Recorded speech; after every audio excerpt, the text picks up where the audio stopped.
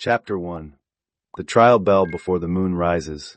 Subscribe to Moonlit Romance Library, because this is the night a king tried to turn his fiancée into a diplomatic shield and discovered that my cat had stronger constitutional instincts than his entire council. I overheard King Elias Varric offer me to the Dragon King while the royal court was rehearsing my smile. That was not a metaphor. In the Hall of Seven Windows, 3 maids were pinning winter lilies into the velvet curtains. 2 scribes were arguing over whether the treaty candles should lean toward the wolf throne or the dragon door, and I stood behind the east screen holding a basket of folded oath cloths. My ruddy Abyssinian cat, Fig, balanced on the basket handle as if he had personally invented government. Beyond the carved screen, Elias spoke in the low voice he used when he wanted cruelty to sound administrative. Riven Drakemere will expect a gesture, he said. A serious one. Nora will serve. Lady Celeste Greyveil laughed softly. Her laugh always sounded as if it had inherited money. Serve, she asked. Or be served. Do not be vulgar, Elias said. That was rich coming from a man arranging to hand his fiancée across a border like a spare chair. Celeste's bracelets chimed. You promised the court would see me beside you before the winter treaty opened. I will not stand behind Nora Whitethorn while she plays almost queen. She is not almost queen, Elias said. She is a useful betrothal document with hair. Fig's tail went still. I had known that silence from him once before, when a visiting duke tried to step over him instead of around him. The duke had spent the rest of dinner, wondering why his boots smelled like smoked fish. Elias continued. If the Dragon King is pleased, I will say I gave him my most trusted consort designate as liaison. If he is offended, I will say Nora exceeded herself. Either way, the blame lands below the crown. Below the crown. That was me. I looked down at Fig. He looked up at me with gold eyes, narrowed in the expression he reserved for wet floors, weak men, and soup served too hot. I had 2 choices. A foolish woman would burst in crying and ask why. A very foolish woman would pretend she had heard nothing and wait for the blade to be dressed as tradition. I did neither. I set the basket down, lifted Fig under the ribs, and stepped around the screen. Elias stood near the throne dais in his silver formal coat. The moon crown sat on the table beside him, because even he understood that crown hair was not a leadership strategy. Celeste stood close enough to touch his sleeve. Too close for a court advisor. Exactly close enough for a woman who believed the room had already chosen her. Elias's face changed when he saw me. Not guilt. Calculation. Nora, he said. You should be with the oath cloths. I brought one, I said. I dropped the folded white cloth onto the council table. It landed between them. Fig landed beside it. Celeste took one elegant step back. She had never liked my cat.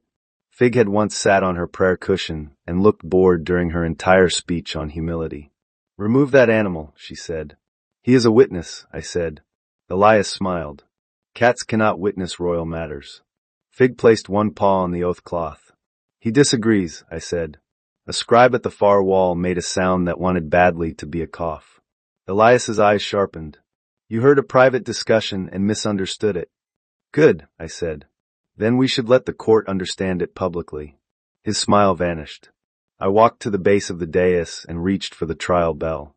The trial bell was ugly, black, and older than the Varric dynasty. It sat under glass between 2 wolf statues, mostly because no king wanted the public to remember what it did. A citizen could ring it only once in a lifetime. A royal betrothed could ring it if the crown used the betrothal as trade. The old law had been written after a queen was nearly married off to buy 10 winter fortresses. The old queen had apparently disliked fortresses. So did I. Elias moved first. Do not touch that. I lifted the glass. His guard stiffened. Fig walked across the council table, stepped on Celeste's sleeve, and knocked Elias's crown tassel onto the floor. Everyone looked at the tassel. That was enough time. I rang the bell. The sound moved through Moonspire Palace like a door opening under the mountain. Once. Deep. Unforgiving. Every servant in the hall froze. Every scribe lifted his head. Every guard looked at the king and then away from him, because the law was older than his temper. Elias stared at me. You have no idea what you have done. I have a strong outline, I said. The south doors opened. The founding seats entered in a line of black robes and silver chains. First Minister Marlowe Gray, who looked like a man carved from old parchment. Marshal Hester Vale, wide-shouldered and unsmiling. Trade-keeper Orrin Pike, who counted money by cent if rumor could be trusted. Oath-keeper Seraphine Bell, who was no relation to the object and corrected people often. Behind them came the foreign delegation. The Dragon King was taller than the doorway deserved. Riven Drakemere wore a black travel coat clasped at one shoulder with a red gold pin. His dark hair brushed his jaw. His gold eyes moved once across the room. King, Mistress, Bell, me cat. Then back to the cat. Fig stared up at him. Fig loved high places. Shelves. Wardrobes. Drapery rails. The backs of chairs owned by people who disliked fur. Riven Drakemere was the highest living object in the hall. I saw the decision leave my cat's body before I could stop it. Fig, I warned. He sprang from the council table to a chair, from the chair to the edge of the dais, and from the dais to the Dragon King's left shoulder. The room made one collective sound. Riven did not move. A dragon guard reached for his sword. Riven lifted 2 fingers. The guard stopped. Fig settled on his shoulder, tail curled behind Riven's neck like a stolen scarf. He looked out over the hall with terrible satisfaction. That, Celeste whispered, is grotesque. Riven's gaze stayed on me. Is this part of the trial custom? No, I said. That is Fig's foreign policy. One corner of Riven's mouth moved. Barely. Enough. He attempted my head, Riven said. I declined. Shoulder is the compromise. The scribe at the wall lost the cough completely and laughed. Elias turned red. A king should never turn that color in front of witnesses.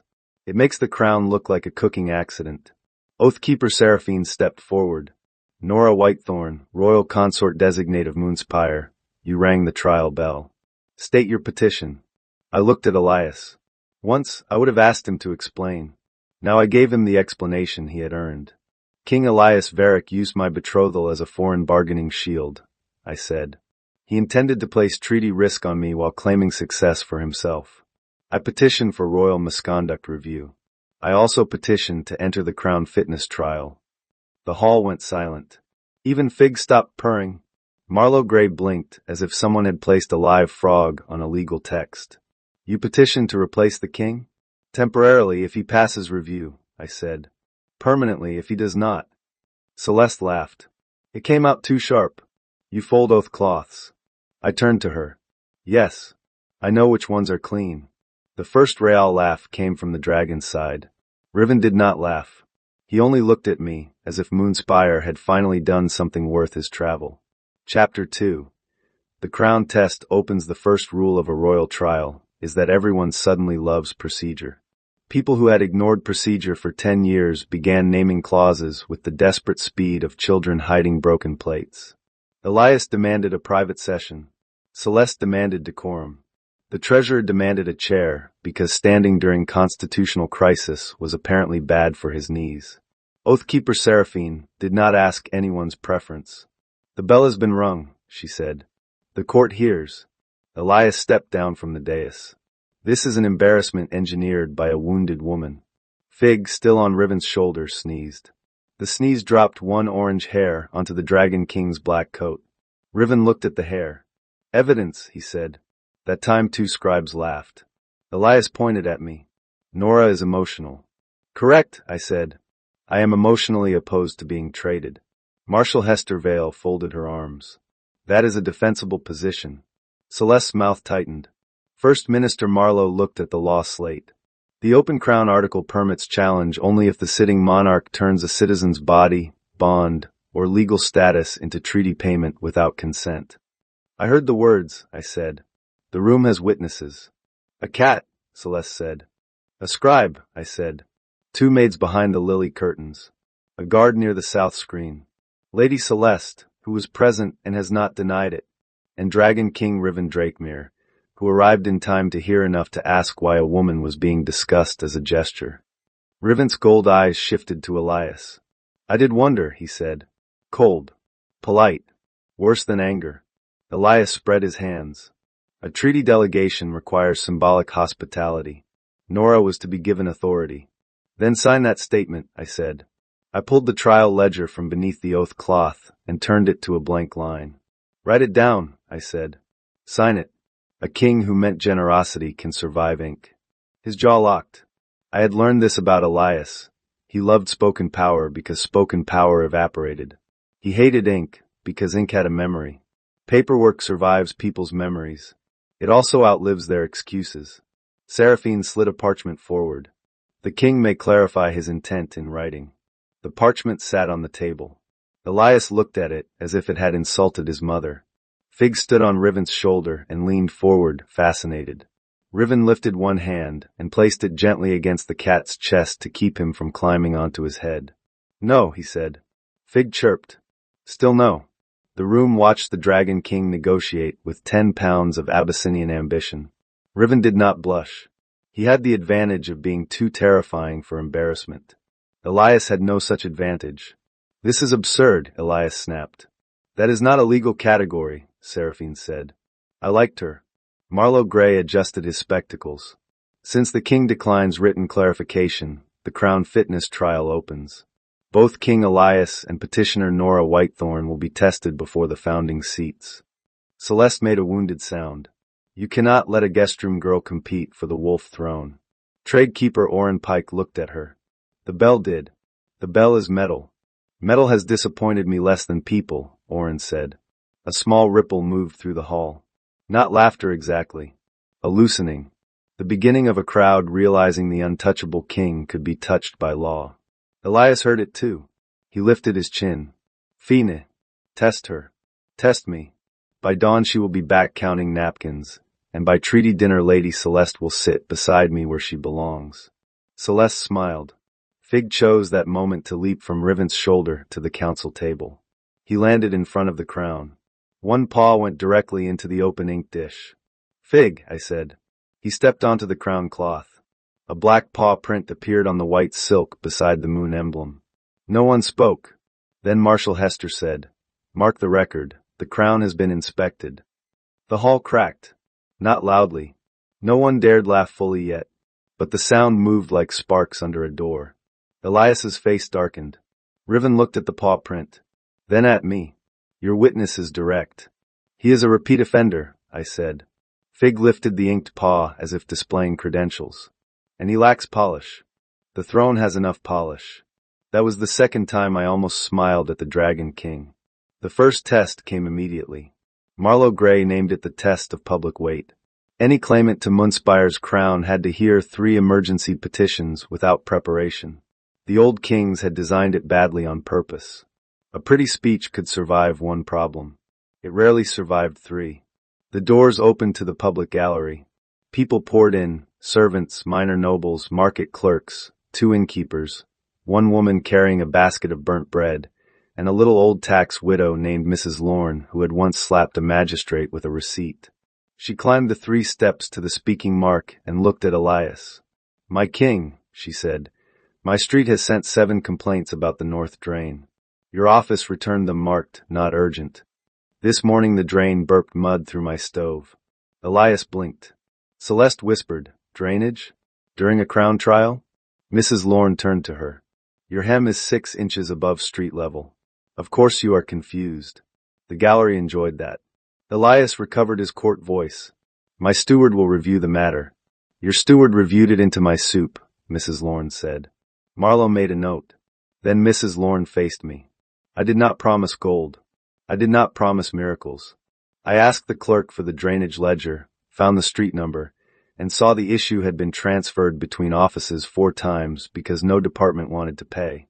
The Bakery Lane tax funds the drain, I said. The market office collected it. The palace maintenance office claimed it. Neither spent it. Tradekeeper, can funds be frozen by noon? Oren's brows rose. Yes. Marshal, can 2 work crews be protected from court interference? Hester nodded. Yes. I looked back at Mrs. Lorne. Your stove cannot be fixed by law. It can be replaced by the offices that made you boil mud. Mrs. Lorne sniffed. Acceptable. But I want the better model. You may negotiate with the offices that feared a drain. She smiled. The gallery laughed properly this time. Elias looked as if he had discovered that drains could vote. Riven stood near the dragon door with his arms folded. Fig had returned to his shoulder, because apparently the Dragon King had become furniture of state. Riven's expression did not change. But he was watching me, not the throne. Chapter 3. A cat is missing from domestic territory by mid-afternoon. Half the palace was calling me petitioner. A quarter was calling me possible queen. And one extremely nervous footman called me, "Your Almostness," before running into a column. The remaining quarter pretended nothing had changed. Those were Elias's people. They moved through the corridors wearing loyalty like perfume, too much, too sweet, and applied mainly to cover fear. I should have been exhausted. Instead, I was looking for my cat. Fig was missing. This was not unusual in ordinary life. Fig considered attendance optional, meals mandatory, and closed doors a personal insult. But he had not appeared at the kitchen after the trial. He had not stolen fish from Cook Mabel. He had not sat in my laundry basket and judged unfolded sheets. That meant one of two things. He had found a crime, or he had found a tall man. I started with the tall man. The dragon delegation had been given the black guest wing.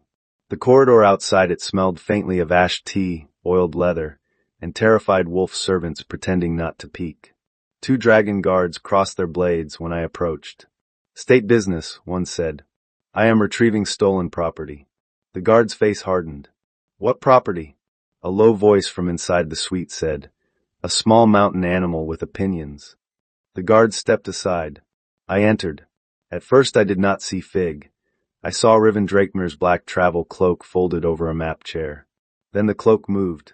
Fig sat in the exact center of it, kneading the expensive wool with both front paws, chest out, ears forward, as if he had captured Drakemere's navy. Riven Drakemere stood by the map table. His coat was gone, leaving him in a black shirt and dark waistcoat that made the room look smaller. "Your cat seized my cloak," he said. "Did you surrender it?" He escalated. I reached for the cloak. Fig sprang from the wool to Riven's left shoulder and settled there like a conquering admiral. Riven did not look inconvenienced. That annoyed me. "Fig," I said. "Down." Fig yawned. "He has refused 3 commands," Riven said. "From you?" "From my captain." I did not command. "Why not?" I was assessing whether Moonspire uses cats as ministerial deputies. "Only when desperate." "You rang a bell at your king." I assumed desperation was available. I stepped closer to retrieve Fig. Fig stepped higher on Riven's shoulder. Riven put 2 fingers against his back. "Shoulder, not head." Fig's paw hovered near Riven's hair. "No." The paw withdrew. I stared. "He listens to you?" "Only on matters of vertical territory. That is more than he gives me. You may be too emotionally involved." I reached for Fig. At that exact moment, the suite door opened behind me, and a footman backed in carrying a tray far too large for his courage. He saw Riven, panicked, stepped on the rug fringe, and bumped my shoulder. The movement pushed me forward. I caught the nearest solid thing. Unfortunately, the nearest solid thing was the Dragon King's chest. Both my hands landed against his waistcoat. Riven's right hand closed around my elbow to steady me. The tray tilted. "Astes los head." Fig, enjoying government, stayed on Riven's shoulder. No one had arranged it. No one had meant it. It was entirely the fault of fabric, gravity, and a footman whose soul had left his body. Still, the room went silent.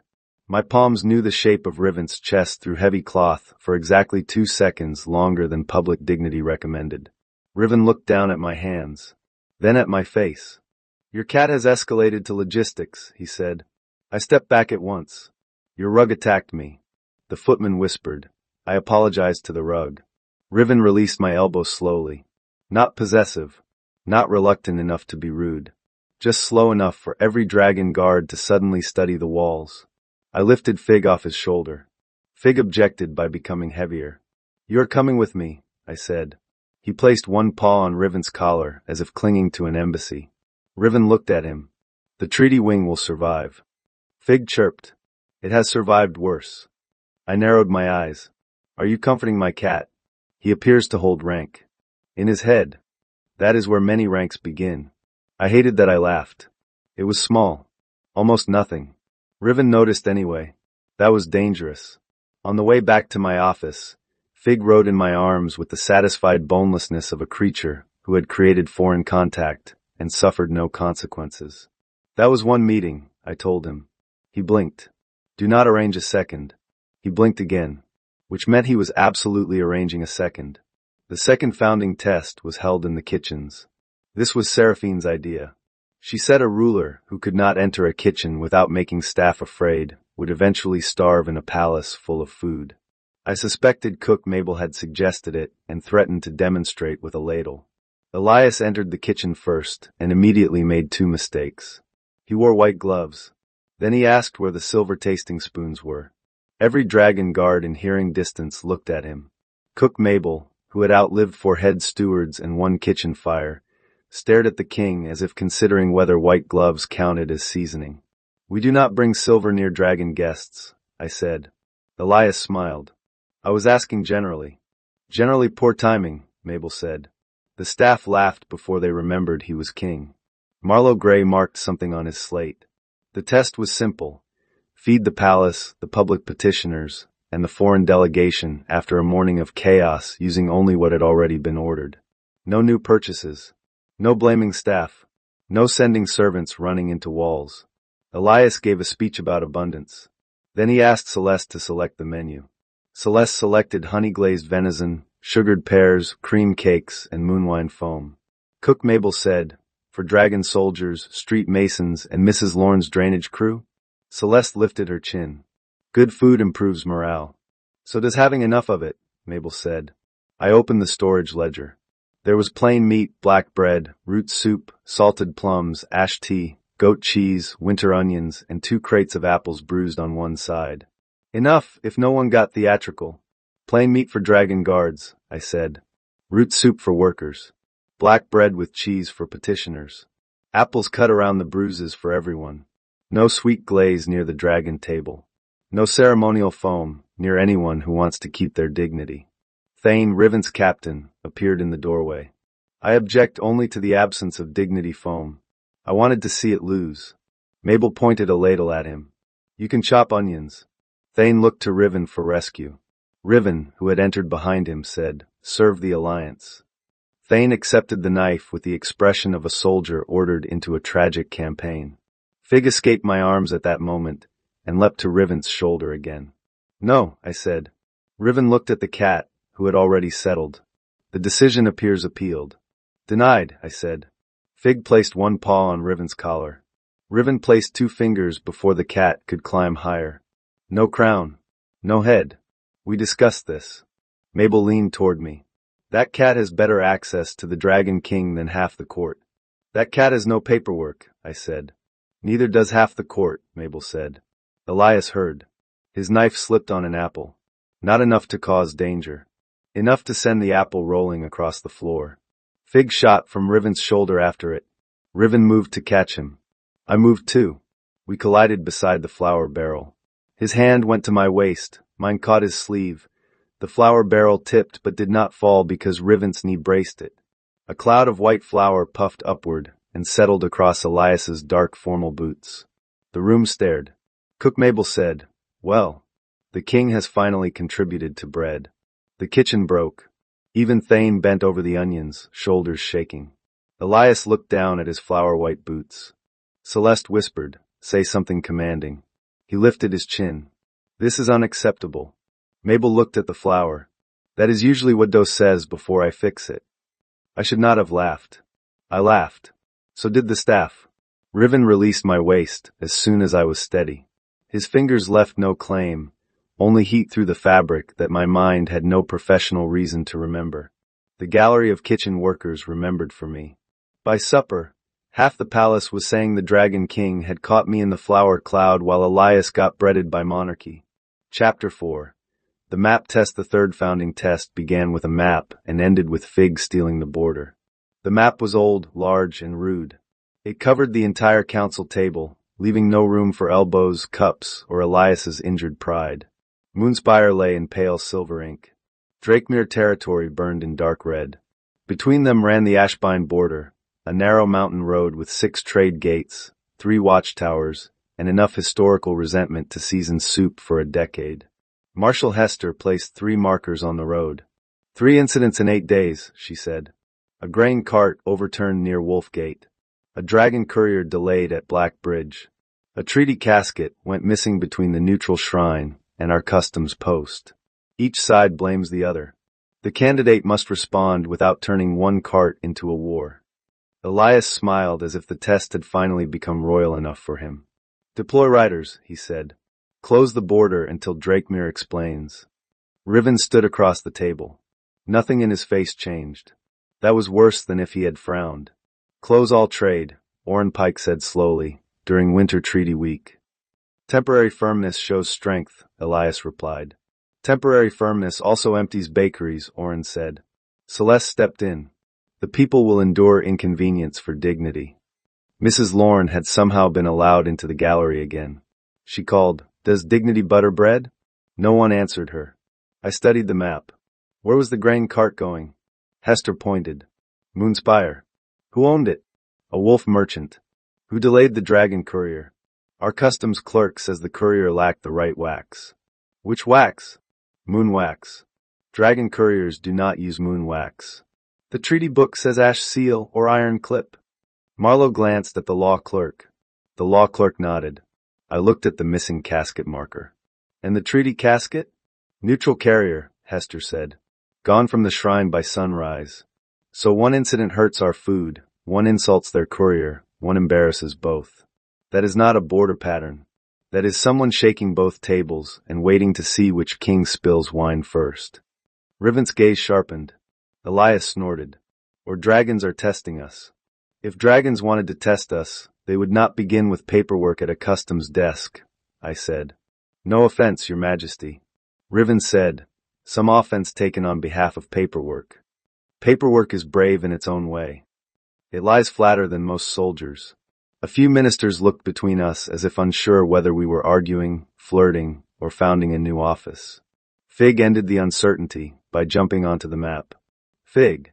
He walked across Moonspire, stepped on Wolf Gate, and sat on Black Bridge. Riven leaned forward. Your cat has selected a theater. My cat has selected the highest wrinkle in the parchment. Fig patted the map. The parchment shifted. A loose scrap tucked beneath the corner slid out. Hester caught it. It was a customs copy. Fresh. Folded badly. Marked with a Varick office stamp. No personal signature. Of course. Elias said too quickly. Routine border forms are everywhere. Then sign that statement, I said. Silence. It had become my favorite instrument. Riven looked at the scrap. I have a border problem. You have a court problem. The road between them may be the same road. Marlowe folded his hands. The test requires an answer, petitioner. I kept my eyes on the map. Do not close the border.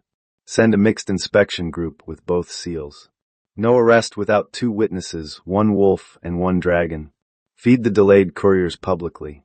Reopen Black Bridge under neutral record. And search the old shrine road first, not the gate. The thief wanted both courts looking at each other, so we should look where neither court wants to bend down. Mrs. Lorne said from the gallery, that means mud. Usually, I said. Riven's eyes warmed by 1 degree. It was not a smile, but the room felt the temperature change. I will send my captain, he said. Elias stiffened. This is a Moonspire test. Riven looked at him. It became Drakemere business when your customs desk insulted my courier with the wrong wax. A minor clerk made a minor mistake. Minor mistakes are how major fools start winter wars. Thane, behind him, whispered. That should be stitched on a pillow. Fig batted the Varick slip off the map. It landed at Elias's feet. A good cat knows theater. The ministers withdrew for deliberation at sunset. I was told to wait in the Old East Gallery, a long marble corridor lined with portraits of dead queens who all looked as if they had wanted better chairs. I did not wait long. Riven came to the gallery with no escort except Fig, who rode his shoulder like a tiny, ruddy war banner. I told him to stay with me, I said. He has opened negotiations. With your shoulder? The shoulder conceded. The head did not. We remain at peace. I reached for Fig. He turned his face away. Traitor, I said. Riven stopped beside the portrait of Queen Mara, who had passed the Open Crown article and apparently hated fortresses. I am taking a mixed party to Black Bridge tomorrow, he said. I want you with us. I looked at him. The ministers have not ruled. They will test what you do when insulted. I have been insulted all day. Not by a boarder. Boarders are more patient. I folded my arms. Why me? His answer came without decoration. Because you rang the bell against your own king, and still did not use my presence to humiliate your country. You are angry at Elias. You are not petty toward Moonspire. That is rare enough to inspect. I had no quick answer. He looked toward the windows. Snow moved outside like torn paper. A ruler who cannot separate personal injury from public duty will punish nations for private wounds. I do not make treaties with wounded egos. I might make one with you. Fig chose that moment to knead Riven's shoulder. Riven's eyelid twitched. He is making biscuits, I said. On a king. He likes impressive surfaces. I remain honored against my will. A laugh escaped me before I could dress it properly. Riven looked at me.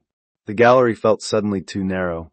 Then a maid hurried past carrying a stack of folded banners taller than her head.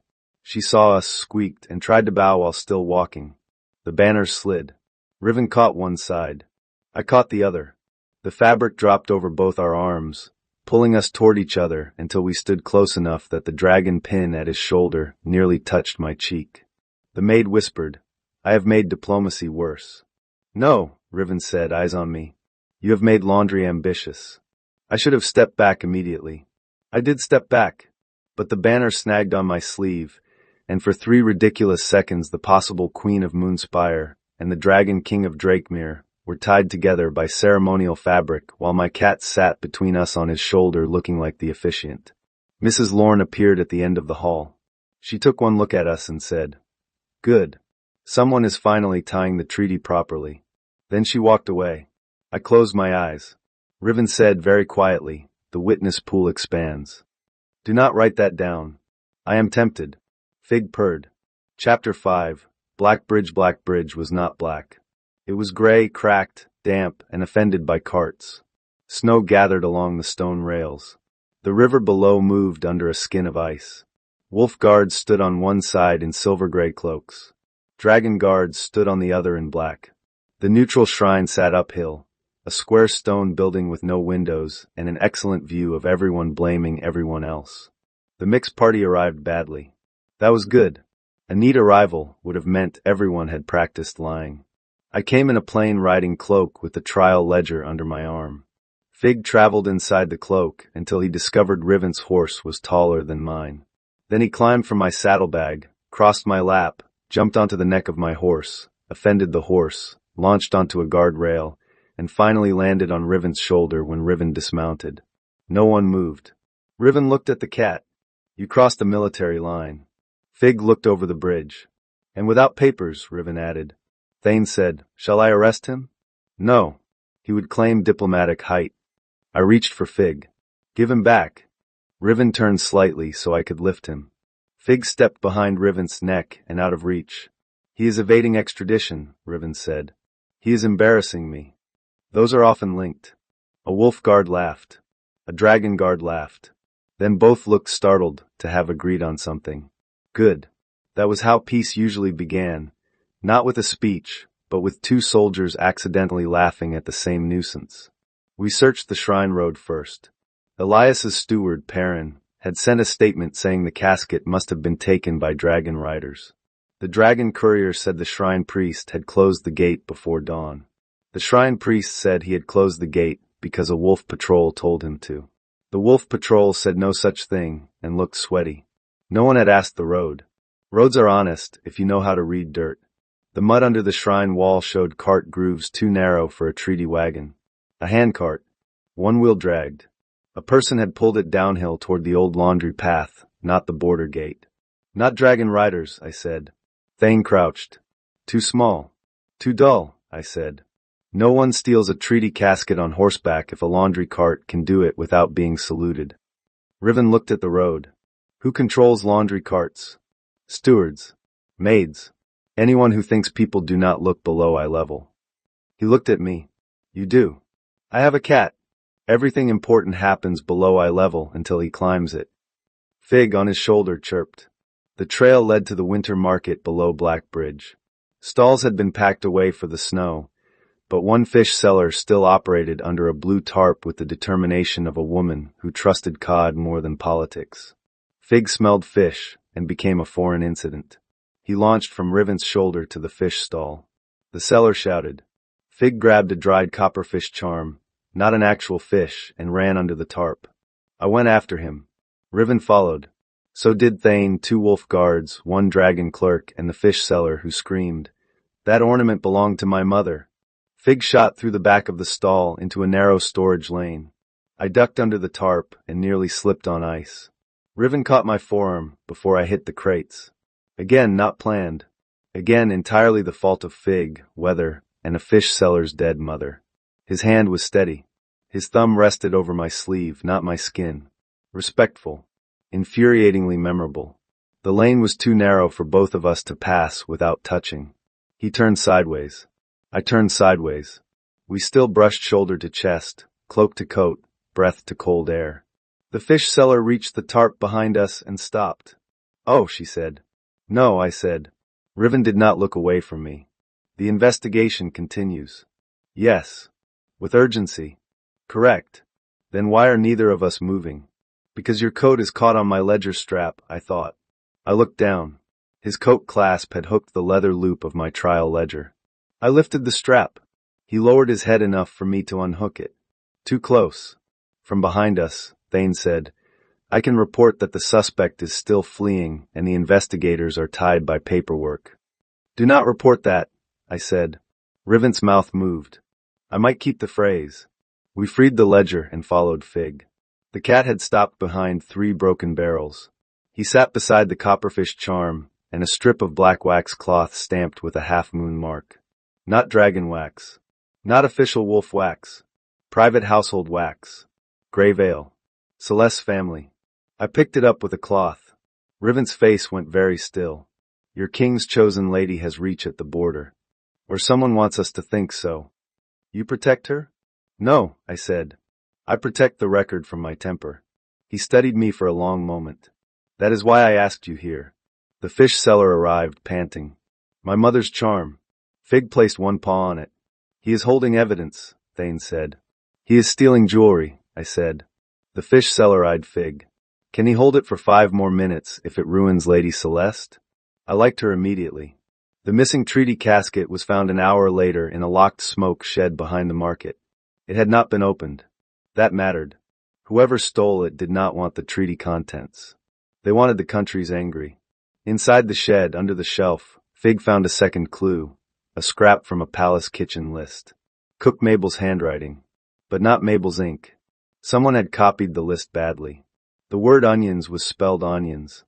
Mabel would sooner surrender a ladle than misspell onions. Back at Black Bridge, Riven's dragon clerk read the chain aloud. False wax, stolen casket, fake kitchen list, laundry cart trail. A wolf captain scratched his chin. "This is not border anger. This is palace comedy with dangerous ambitions." "Most palace comedy is," I said. The dragon guards laughed. The wolf guards did too. Then they shared black bread because Cook Mabel had packed enough food for suspicion and appetite. Riven stood beside me while the soldiers ate on both sides of the bridge. "You did not blame us," he said. "You did not blame us." I considered it. So did I. And I looked at the bridge. Wolf cloaks. Dragon coats. Shared bread. 1 cat trying to climb the tallest guard and being gently redirected by Thane, who had apparently learned from his king. "Blame is lazy," I said. "I have been lazy in private, not in public." Riven's gaze touched my face. "That sounds like a ruler." My throat tightened. I hated that it mattered. At sunset, we returned to Moonspire with the treaty casket, the Grey Vale wax, the fake list, and 1 Abyssinian cat who had to be physically prevented from riding the Dragon King's shoulder through the palace gate like a war trophy. He failed to be prevented. The people saw. By dinner, the city had a new rumor. The Dragon King trusted Nora Whitethorn. The cat had chosen the tallest throne. And King Elias had lost the border to a fish ornament. Chapter 6. The Queen test becomes personal. Elias did not take losing the border well. To be fair, he had not technically lost the border. The border remained exactly where the mountains had left it. He had lost the story of the border. That was worse. By morning, the court was divided into 3 groups. The first group believed I had passed the map test. The second believed Riven Drakemere was manipulating the trial by standing near me too handsomely. The third wanted to know whether Fig's shoulder appointment came with a salary.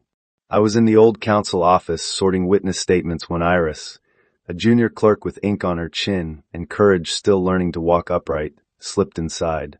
"Petitioner," she whispered. "Nora," I said. "Petitioner Nora." She lowered 3 papers onto my desk. Someone replaced the Black Bridge report before it reached Oathkeeper Seraphine. I looked at the top page. The real report said the casket was found in a market smoke shed with grave ale wax. The replacement said dragon guards were seen near the shrine after dark. Crude. Useful. Dangerous. Who carried it? Iris swallowed. Perrin. But Lady Celeste spoke to him first. "Would you sign that?" She went pale. Then she straightened. "Yes.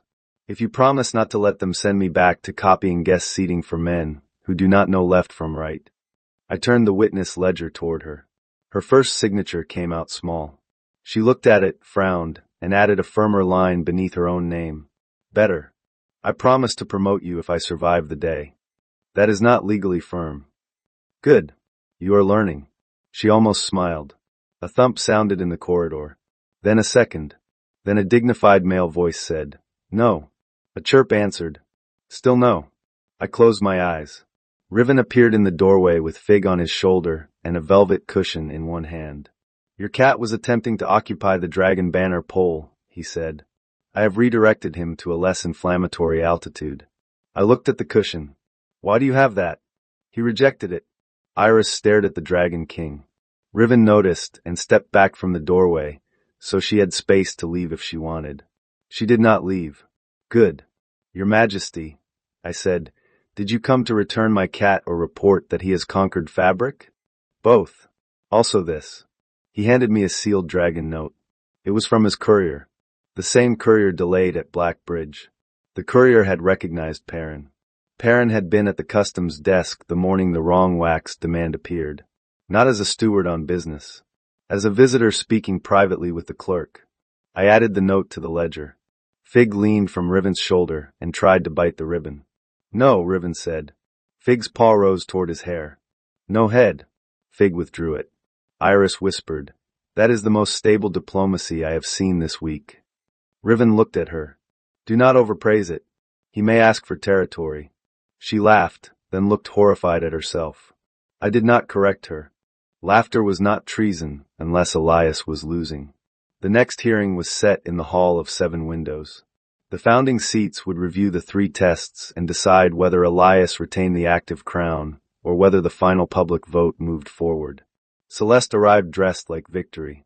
Pale silver gown, moon pearls, a queen's half-veil, which she had no right to wear.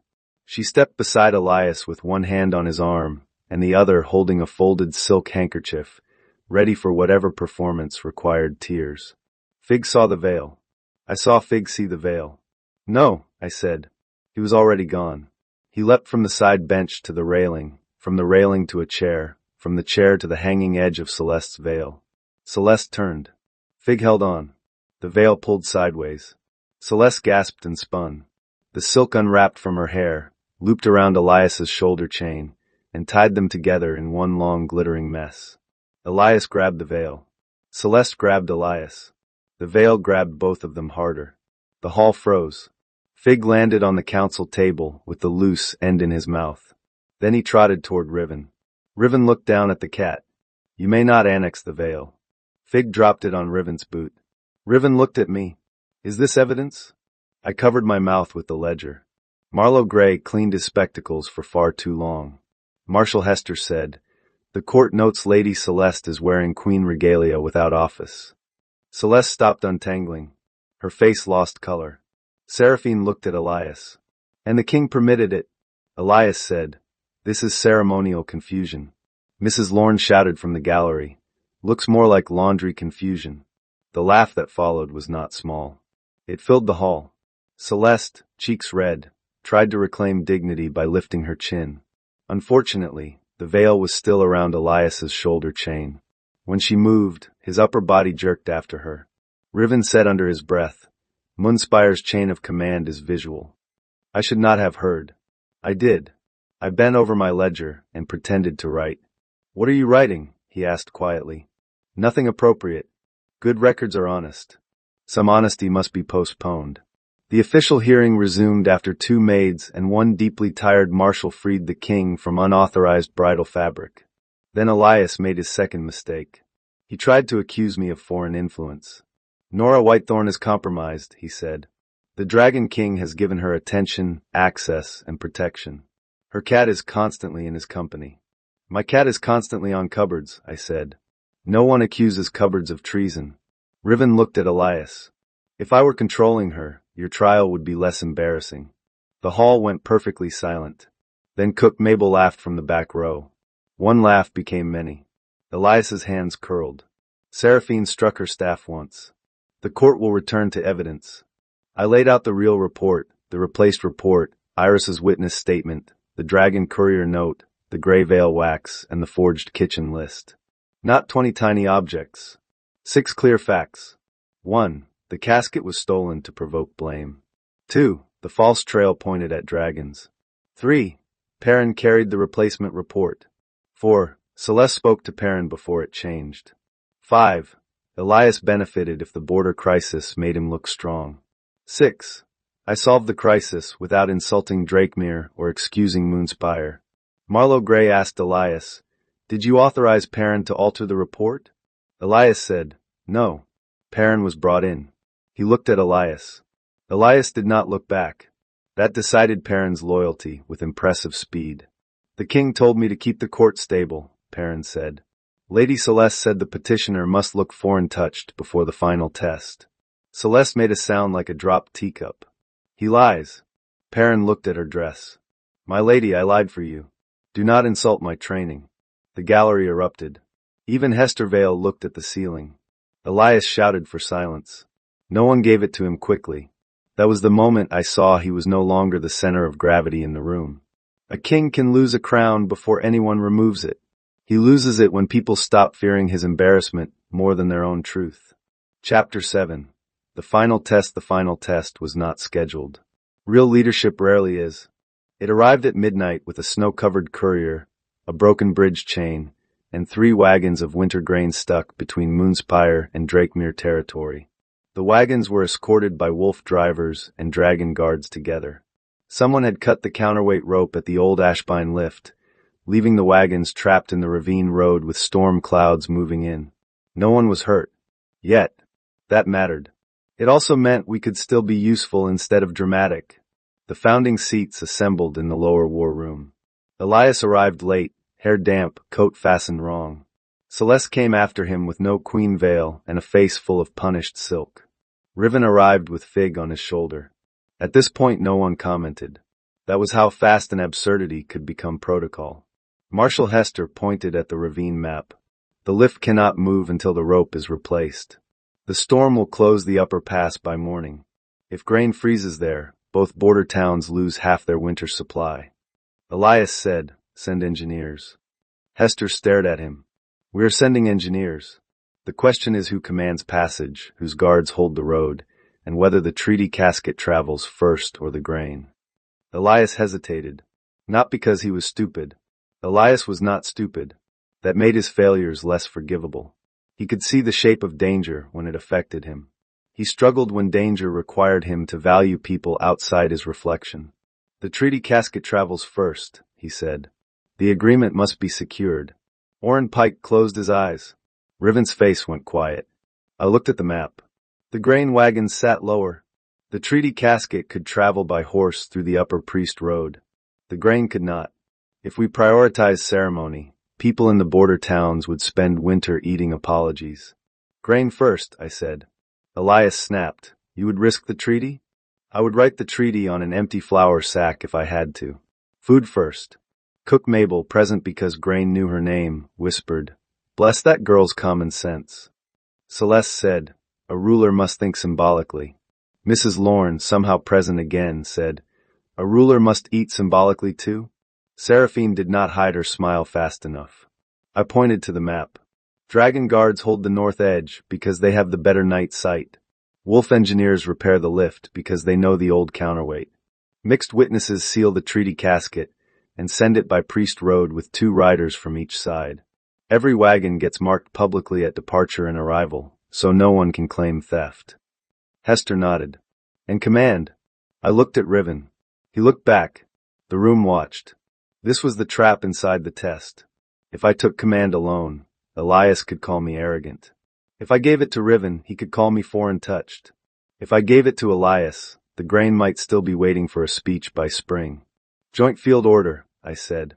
"Signed by me as petitioner under trial authority, by Dragon King Riven as foreign partner, and by Marshal Hester as Moonspire military witness. Elias may countersign if he wishes to support the grain." Elias's eyes flashed. "You offer me a place like a clerk." "No," I said. "I offer you a chance to behave like a king." The war room went still. Riven's gaze did not move from my face. Elias did not sign. Of course he did not. Hester did. Riven did. I signed. The final test moved to the ravine road. Snow came down in hard white slants. Lanterns swung from pines. The broken lift crouched over the ravine like a beast ashamed of itself. Wolf engineers cursed politely. Dragon guards carried rope and metal braces with silent efficiency. Cook Mabel had somehow sent hot bread in wrapped baskets because she believed politics should never be done hungry. I stood under a pine with the order board. Riven stood beside me, tall enough that Fig climbed him before I could object. "This is an emergency," I told the cat. Riven said, "He has declared himself lookout." Fig sat on his shoulder and stared down the ravine. "He cannot see through snow." "He believes otherwise." A gust of wind slammed through the pines. The order board flew from my hands. I lunged after it. My boot slid on packed snow. Riven caught me around the waist and pulled me back from the edge. No candlelight. No private music. No choice. Just ice, wind, and a hand strong enough to stop my body before the ravine did. The board slapped against his chest. I ended pressed between him and the pine, one hand clutching his coat, his arm firm around my middle. The nearest wolf engineer looked over, saw us, and immediately studied the rope with religious devotion. Thane said loudly, "The order board attacked the petitioner." The Dragon King subdued it. "Report the rope," I called. My voice came out too steady. Riven lowered his head, just enough for me to hear him over the storm. "Steady." "Annoyed." "At the board?" "At your reflexes. They apologize poorly." He released me as soon as my boots had purchase. Fig leaned down from his shoulder and sniffed my hair. "You," I told him, "are not helping." He sneezed. Riven looked at the cat. "He reports snow." "Useful." We had missed it. The grain wagons moved one by one after the rope repair. Wolf engineers cheered when the lift held. Dragon guards hauled the braces. The first wagon reached the upper road just before the storm thickened. At dawn, both border towns had grain. The treaty casket arrived by Priest Road with every seal intact. The final test had answered itself. A ruler chose people before symbols. A treaty that could not survive feeding people was not a treaty worth polishing. When we returned to Moonspire, the palace doors were open and the public gallery was already full. Elias stood below the throne, not on it. That was the first sign. The second was the crown sitting on the council table. The third was Fig leaving my arms, crossing the floor, and jumping not to Riven's shoulder this time, but onto the table beside the crown. He sniffed it. Then he sat with his back to it. Mrs. Lorne said into the silence, "The cat abstains." The gallery laughed for nearly half a minute. Elias looked older when it stopped. Chapter 8. A king is removed without anyone raising a sword. Oath Keeper Seraphine read the founding judgment herself. Her voice carried across the hall without shouting. King Elias Varick failed the public weight test by deflecting civic harm to stewards and advisors. He failed the kitchen provision test by prioritizing display over safe hospitality. He failed the map test by proposing border closure without inquiry. He failed the emergency grain test by prioritizing ceremonial transport over winter supply. Elias stared straight ahead. Celeste stood 3 steps behind him, because no one had allowed her beside him after the veil incident. Seraphine continued. Evidence further shows that King Elias permitted his steward to alter border reports and allowed Lady Celeste Greyveil to interfere with treaty procedure while wearing unauthorized queen regalia. Celeste whispered, "I was framed by a cat." Mrs. Lorne said, We all saw the veil, dear. The cat did not sew it. Another laugh went through the gallery. Marlowe Gray lifted the judgment slate. The founding seats suspend King Elias from active rule, pending full audit of Varick offices. His crown authority, treaty authority, and household appointment authority are removed effective immediately. He retains personal title as Lord Varick until the audit concludes. Elias finally turned. You cannot strip a king by committee. Seraphine looked at the bell. The founders did. We are merely late. No sword was drawn. No dramatic wound opened. That made it cleaner. Power left Elias in documents, seals, keys, and the way guards no longer stepped aside before he moved. Marlowe turned to me. Nora Whitethorn, petitioner and successful Crown Fitness candidate. The founding seats place your name before public oath for provisional queenship of Moonspire. Do you accept the burden? Burden, not reward. Good word. I looked at the hall. Maids near the curtains. Kitchen staff at the back. Clerks with ink-stained fingers. Border guards from both kingdoms standing under the same roof and pretending not to look impressed by one another. Mrs. Lorne with her receipt purse. Iris, pale but smiling. Riven stood near the dragon door, hands folded behind his back. Fig sat between the crown and my ledger. I had thought power would feel like heat. It felt like a list of names I did not want crushed by careless men. I accept the burden, I said. Under audit. Under public ledger. With witness protection for clerks, servants, and border staff who testify. With the treaty reopened as equal negotiation, not royal vanity. Orrin Pike smiled. She adds terms before taking the crown. Hester said, promising. Marlowe asked, do you accept the crown? I looked at Elias. He had once told me quiet sacrifice made a woman graceful. I had become very loud paper. I accept the work, I said. The crown may catch up. The gallery rose. Not all at once. First the kitchen. Then the clerks. Then the public petitioners. Then the soldiers. Finally, reluctantly, the nobles who could count wind direction. Elias did not kneel. No one asked him to. That was almost worse. Celeste tried to leave before the secondary judgments. Marshal Hester blocked the aisle. Lady Greyvale, Seraphine said, you are stripped of court advisory privilege, removed from all treaty ceremonies, fined into the staff witness fund, and barred from royal regalia for 5 years. Celeste's mouth opened. 5 years. Mrs. Lorne said, that will give you time to learn what regalia is. The gallery laughed again. Celeste looked at Elias for support.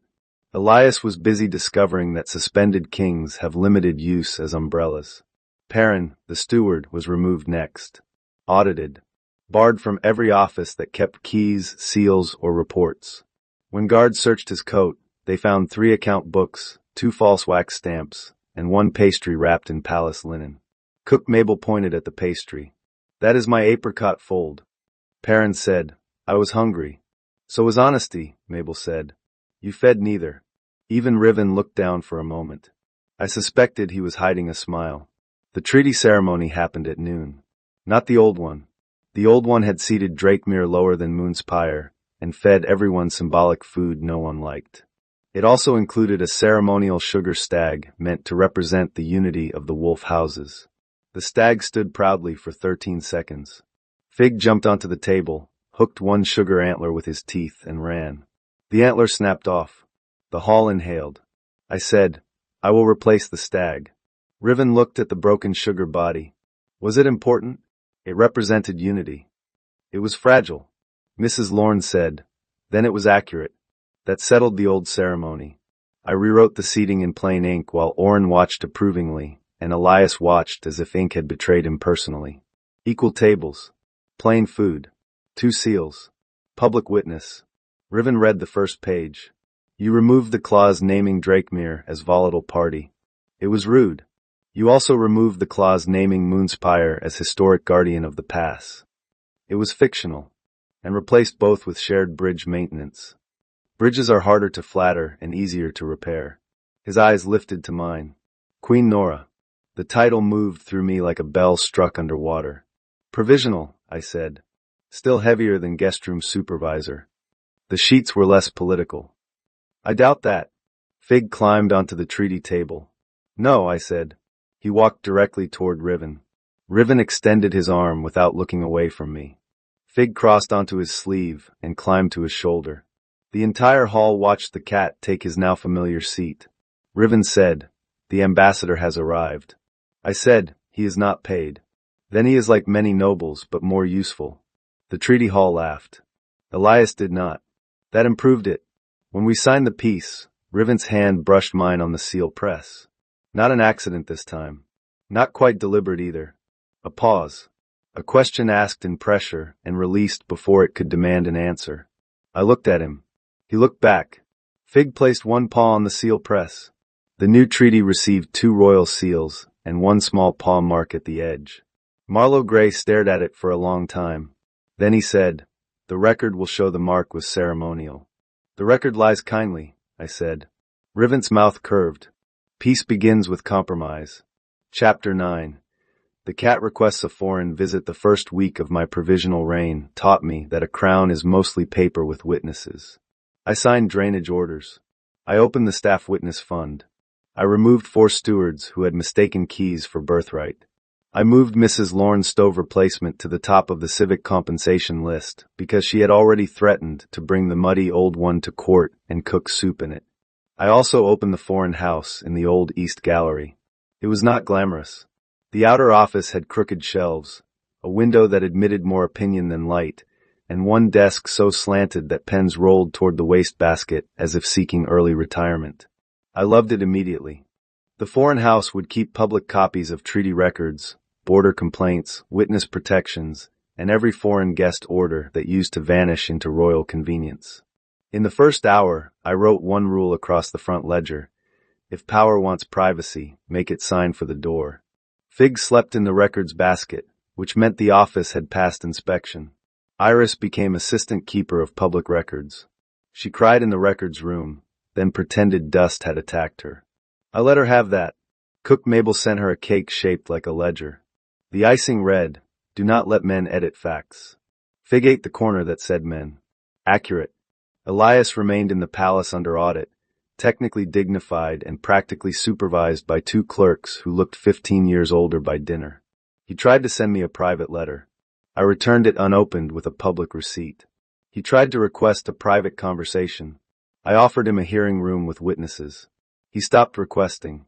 Celeste left for her aunt's estate after paying into the staff fund.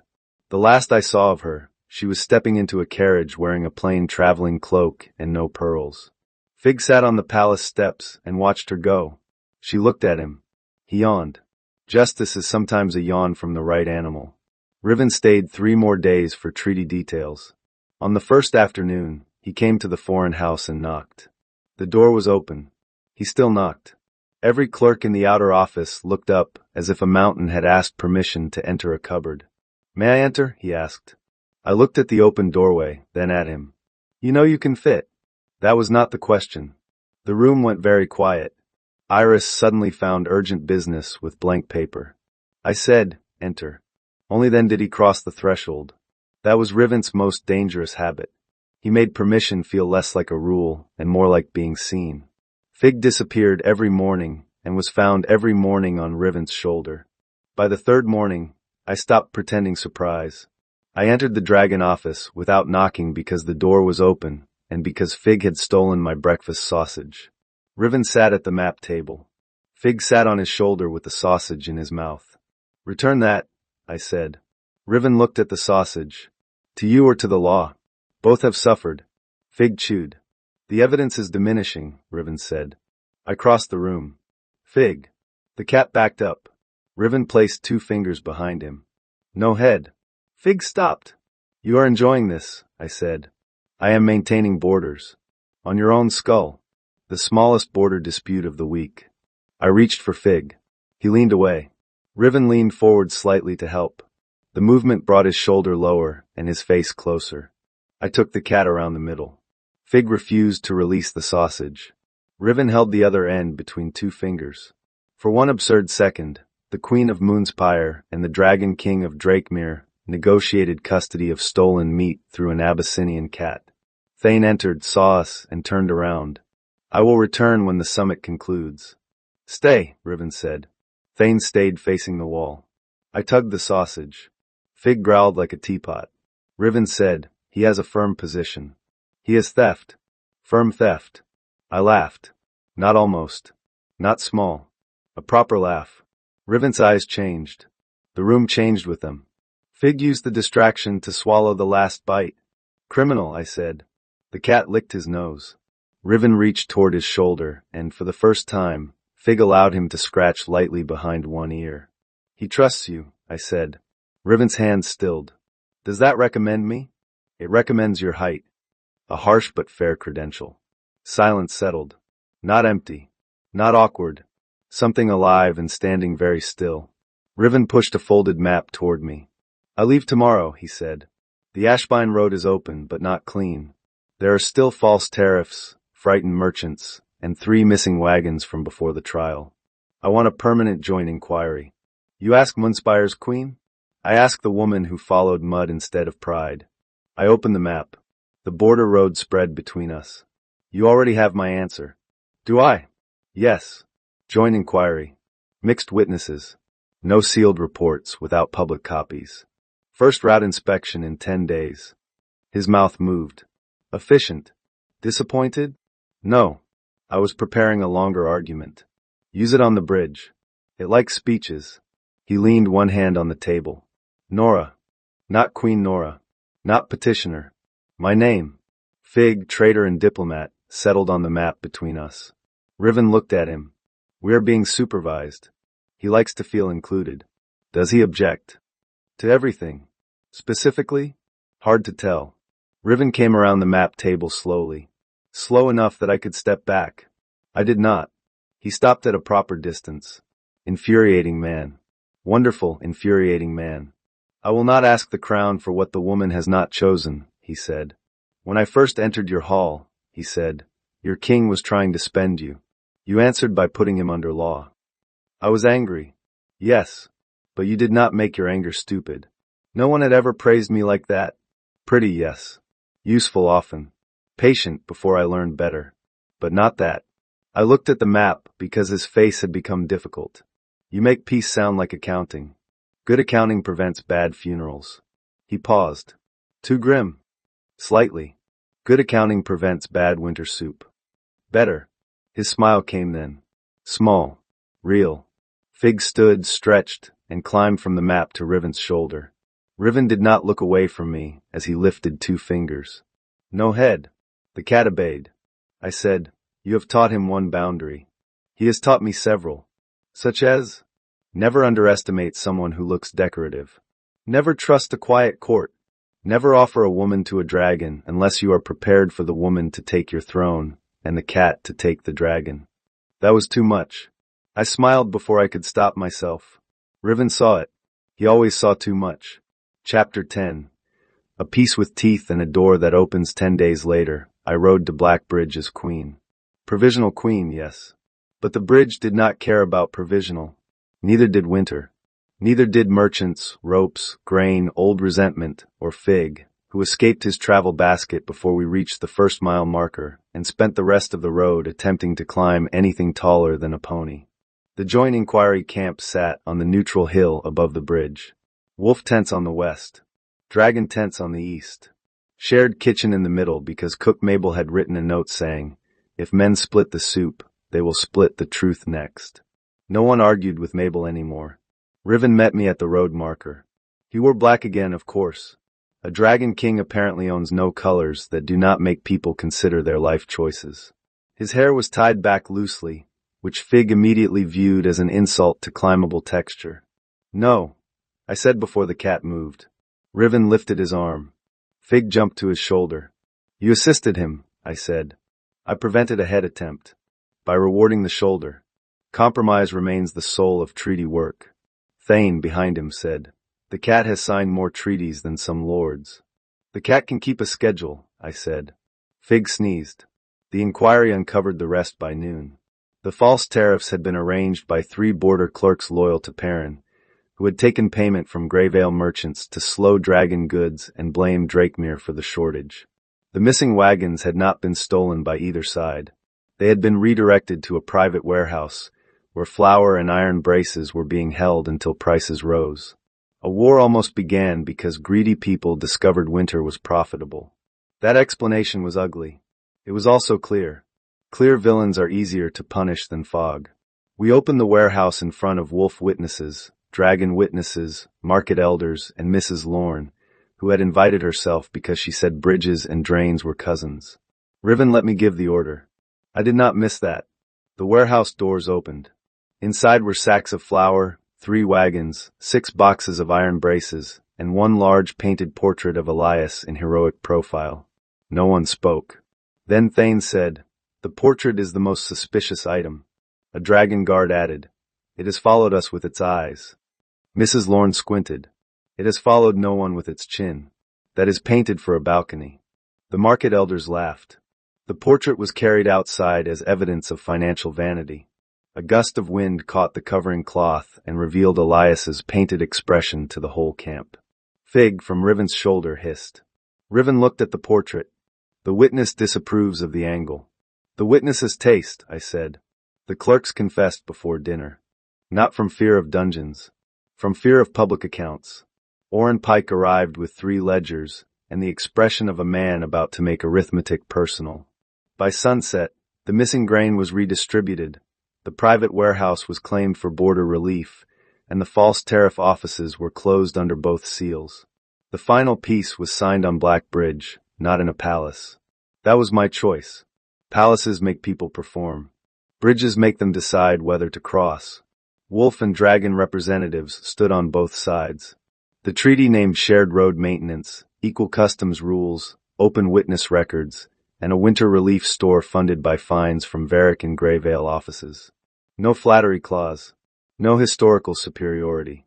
No decorative lies. Riven signed first. I signed second. Then Fig placed a paw on the edge of the drying ink. Marlowe Gray, who had traveled with us and regretted every snowflake, sighed. "The record will again call this ceremonial." "At this point," Riven said, "it may be." The camp laughed. That night, the celebration was plain and better for it. Black bread, hot soup, roasted onions spelled correctly because Mabel had inspected the sign herself. Wolf guards and dragon guards traded complaints about boots, which sounded like peace if one did not require poetry. I stepped away from the fire toward the bridge rail. Snow had stopped. Stars opened above the black pines. The river below moved under the ice with the stubborn sound of something going forward. Riven came beside me. "No shoulder cat." I looked around. "Where is Fig?" "Asleep in Thane's helmet." "Thane allowed that?" "Thane believes refusal would damage morale." "Thane is learning politics." Riven looked at the river. "So are we all." For a while, neither of us spoke. It was not empty silence. We had used too many words for too many days. Some truths deserve to arrive without being carried by speech. Then he said, "I leave at dawn." I kept my eyes on the river. "For Drakemere." "For now." "The joint inquiry continues in 20 days." "Yes." "So this is not farewell." "No." A pause. His hand rested on the bridge rail near mine. Not touching. Close enough that the cold between our gloves felt aware of itself. "Nora," he said. I looked at him. "When you are no longer provisional, when your court is stable, when no one can claim gratitude or politics made your decision for you, I will ask to court you properly." My chest tightened. He did not ask now. Of course he did not. He waited until choice could stand without needing rescue. Infuriating man. Wonderful, infuriating man. "That is very patient," I said. "No. It is controlled. There is a difference."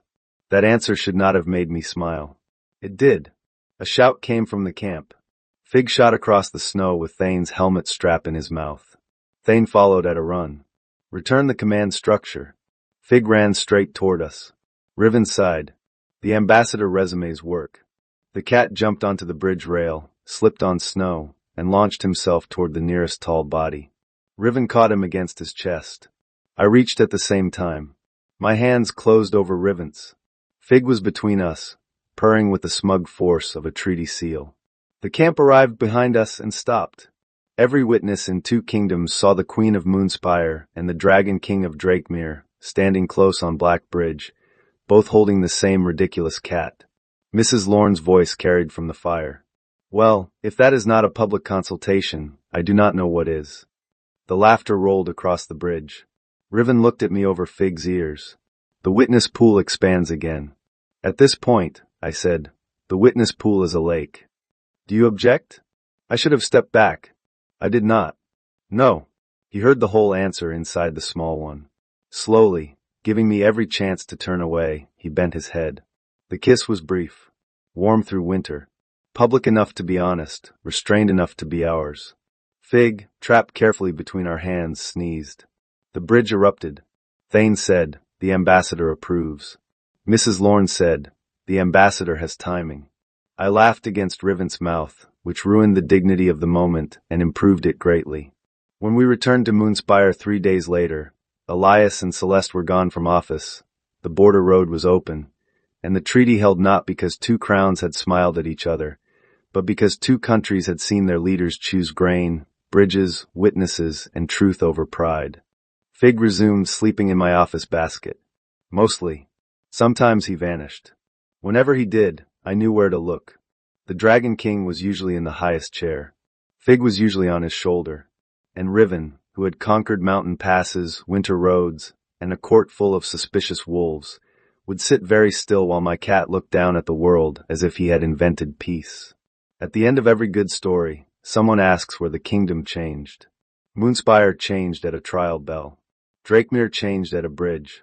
I changed when I stopped waiting for a king to choose me, and chose the work myself. And if you want more sharp heroines, dangerous kings, and animals with better political judgment than entire courts, stay with Moonlit Romance Library for the next story.